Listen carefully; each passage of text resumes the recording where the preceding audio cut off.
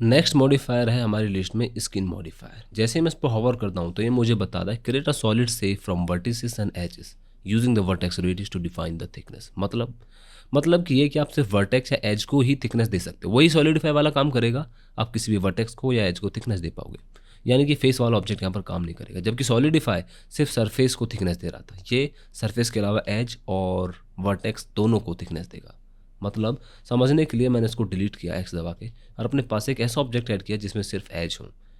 इसलिए मैंने यहाँ पे एक सर्कल ऐड किया फिलहाल, ताकि आप समझ सको कि क्या हो रहा है। तो इसके पास बस एज है, कोई फेस नहीं है। चाहे तो मैं यहाँ से फेस डिसेबल अनेबल कर सकता हूँ। इस तरह से ऑप्शन है एन कॉन, जिससे इसके पास फेस आ गया, या फिर ट्राइंगल फैन। दोनों ही अलग अलग काम है, दोनों को जब जरूरत पड़ेगी जब समझेंगे। फिलहाल मैंने इसको नथिंग रखता हूँ और यहाँ जाके एक नया मॉडिफायर ऐड करता हूँ, स्किन मॉडिफायर। जैसे ही मैंने स्किन मॉडिफायर ऐड किया, हर एज के पास एक थिकनेस आ गई है और जहाँ जहाँ एज थी वहाँ वहाँ थिकनेस आ गई है। उसके बाद मुझसे पूछता है कितना आप इसको स्मूथ करना चाहते हो, लेकिन इसको मूव करने से कोई फ़र्क ही नहीं पड़ रहा है। क्यों नहीं पड़ रहा है वो धीरे धीरे आगे समझोगे। सिमेट्री कौन से एक्सिस पर आप इसको स्किन मॉडिफायर बनाना चाहते हो या देना चाहते हो। और स्मूथ सेटिंग, जैसे मैं राइट हैंड क्लिक करके यहाँ से स्मूथ करता था, एक मिनट, ये क्या ऑप्शन आ रहा है। हाँ, जैसे मैं यहाँ से शेड स्मूथ करता था, फिलहाल यहाँ पर कुछ हो ही नहीं रहा है, क्योंकि आप सिर्फ फेस को या 3D ऑब्जेक्ट को ही शेड स्मूथ कर सकते हो। 2D ऑब्जेक्ट या 2D प्लेन में लाई करने वाले ऑब्जेक्ट को हम नहीं कर पाएंगे। फिलहाल सिर्फ एज एक सर्कल है और वो 2D ऑब्जेक्ट है, इसलिए शेड स्मूथ काम ही नहीं कर रहा है।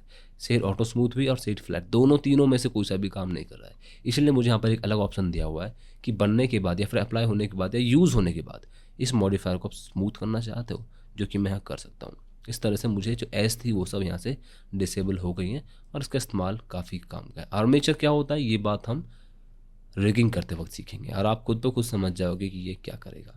तो ये है हमारा स्किन मॉडिफायर, किसी भी एज को थिकनेस दे देना। अगर मैं क्यूब ऐड करता हूँ और क्यूब पे इसको अप्लाई करने की कोशिश करता हूँ तो क्या होगा। तो अगर मैं एडिट मोड में जाता हूँ क्यूब के, तो मुझे कुछ एजेस दिखते हैं, लाइक ये एज है, ये एज है, ये एज है। तो मतलब ये इन्हीं एज सर इन वर्टेक्स पे काम करेगा।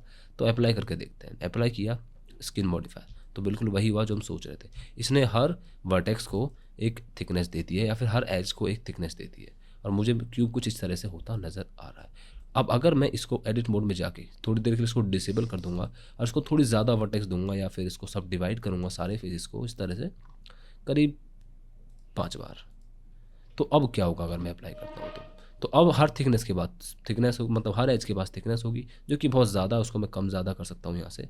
जिस तरह से मैंने कम कर लिया, अब मुझे कुछ ऑब्जेक्ट अजीब सा नज़र आ रहा है और इसकी भी ज़रूरत पड़ेगी। आपको थोड़ा बहुत आइडिया होगा कि आप इसका इस्तेमाल कहाँ कर सकते हो।